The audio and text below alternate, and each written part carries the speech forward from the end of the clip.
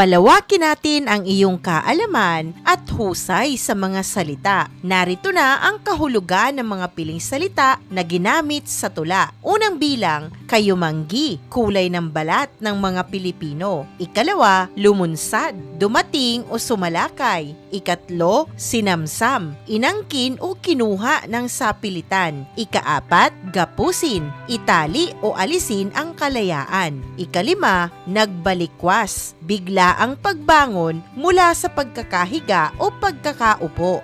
Ika-anim, masapul, matukoy o matumbok. Ikapito, nagngalit, nagalit ng matindi. Ikawalo, talipandas, walang pakundangan, walang modo, bastos o masama o walang dangal na tao. Ikasyam, balakyot, imbi, hamak o makasalanan, taong napakasama. Ikasampo, imbing, marahas o mapang-abusong tao.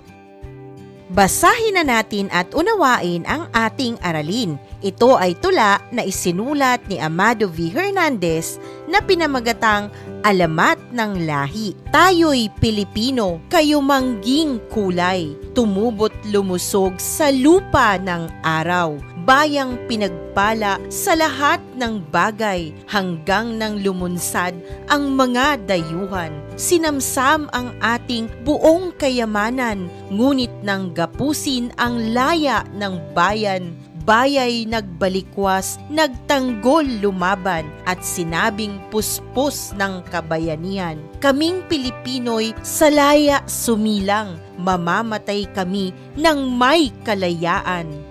Iyan ang salahing dakilang alamat, masapul sa Mactan hanggang Balintawak, hanggang sa Bataang tinanghal ng lahat. Tayong Pilipino'y tubig na masarap, ngunit pag nagngalit, bahang sumusulak, tahimik na gaya ng gulok na sakbat. Sa damoy panghawan, sa niyog pambiyak, ngunit mag-ingat ka, taong talipandas, sapagkat tunay ding mabisa ang itak, pansibak ng bungo ng lilot pangahas. Tayong Pilipino'y mabubuting loob, lubhang masunurin at laang maglingkod.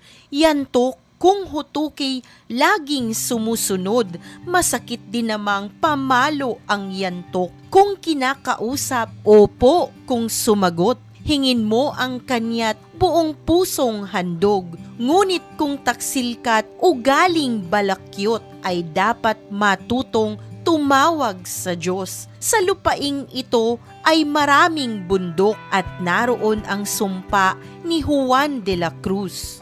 Ang dakilang Rizal minsan ay nagturing, walang Panginoon kung walang alipin. Ang puso sa puso'y mabuting tuntunin, sa magkaibigan o magkasinggiliw.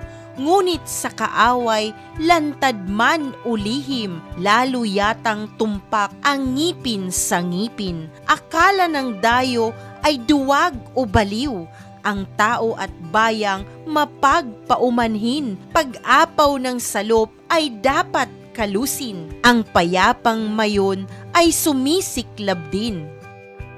Ang diwa ng lahi lalaging malaya, ang dangal ng bayay lalaging dakila.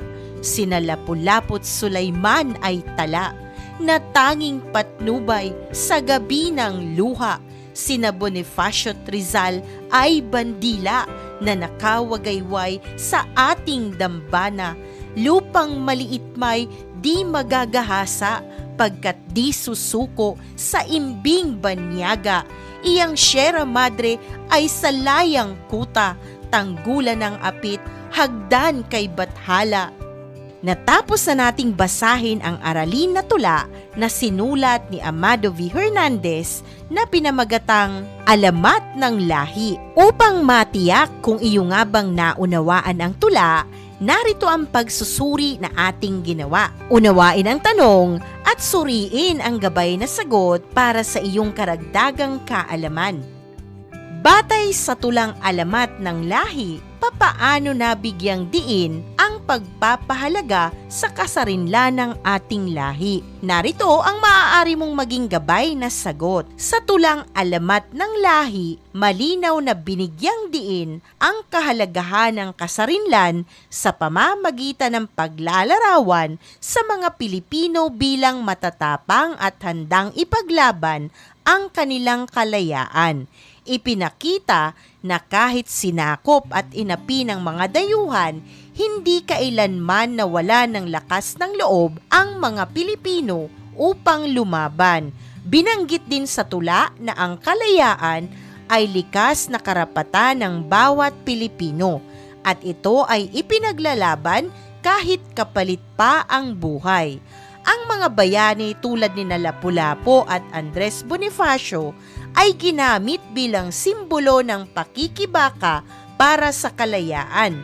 Sa kabuuan, ipinapakita ng tula na ang kasarinlan ay mahalaga at nararapat ipagtanggol ng bawat mamamayan. Ano naman ang ipinapaunawa ng tula sa mga mambabasa? Narito ang maaari mong maging gabay na sagot. Ipinapaunawa ng tula na ang mga Pilipino ay likas na mapayapa, mabuti at mapagbigay, ngunit may kakayahang lumaban kapag inaapi o inaagawan ng kalayaan. Ipinapakita nito na ang kabaitan ng isang Pilipino ay hindi kahinaan, kundi isang katangian na may hangganan. Kapag ang kalayaan at dangal ay nilapastangan, nagiging matapang at handang ipagtanggol ng mga Pilipino ang kanilang sarili at bayan. Ipinapaalala rin ng tula ang kasaysayan ng pakikibaka laban sa mga mananakop at ang kahalagahan ng pagkakaroon ng diwang makabansa. Ano naman ang nais ipahiwatig ng tula sa mga mambabasa? Narito ang maaari mong maging gabay na sagot. Ang nais ipahiwatig ng tula sa mga mambabasa ay ang kahalagahan ng pagmamahal sa bayan at ang patuloy na pagtatanggol sa kalayaan. Ipinapakita nito na dapat pahalagahan ng bawat Pilipino ang kanilang pinagmulan, kasaysayan at pagkakakilanlan bilang isang malayang lahi. Nais ding iparating ng tula na hindi dapat abusuhin ang kabaitan ng mga Pilipino sapagkat sila ay may kakayahang lumaban kapag kinakailangan. Higit sa lahat, hinihikayat nito ang mga mambabasa na ipagpatuloy ang diwa ng kabayanihan at pagkakaisa upang mapanatili ang dangal at kalayaan ng bansa.